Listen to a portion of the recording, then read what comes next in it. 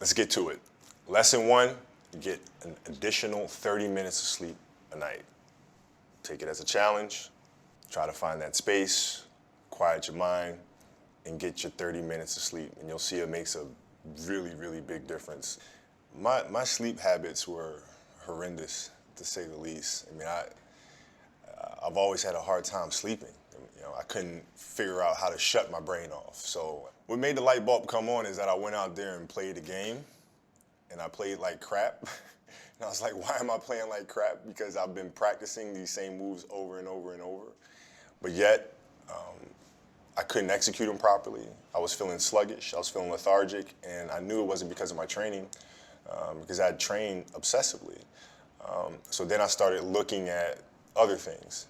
And that's when I came to the realization that, hey, Kobe, you're not 21 years old anymore, buddy.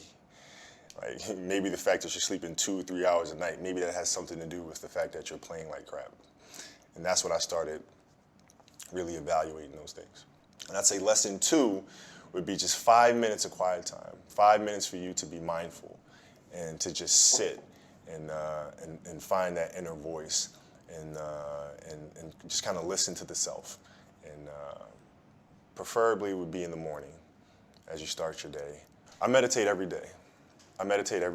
And I do it in the mornings, and I do it for about 10 to 15 minutes. And I think it's important because it sets me up for the rest of the day. It helps me. It's like having an anchor.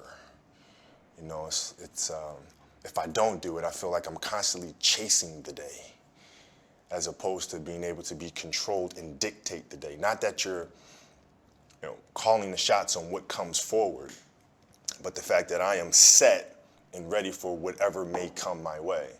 I have a calmness about whatever comes my way and a poise. And that comes from starting the morning off with meditation. For me, it's really just listening to my inner self. I mean, that's basically it. Like you sit in silence and you just allow these thoughts to come forward, and you get a chance to observe the self and things that may be lying beneath the surface that if you don't have that time to sit quietly on your own, you'll never pay attention to. Because if you think about it, the reality is we're paying attention to so many things that are going on around us. We're constantly taking selfies, we're constantly taking pictures to post on Instagram and all these other things, and we're constantly observing everything that's around us, but we don't take the time to really observe what's going on inside of ourselves. And that's what meditation is for me. In 2000, we had a new head coach that came to the Los Angeles Lakers by the name of Phil Jackson. And Phil was just coming off of winning 6 championships with the Bulls.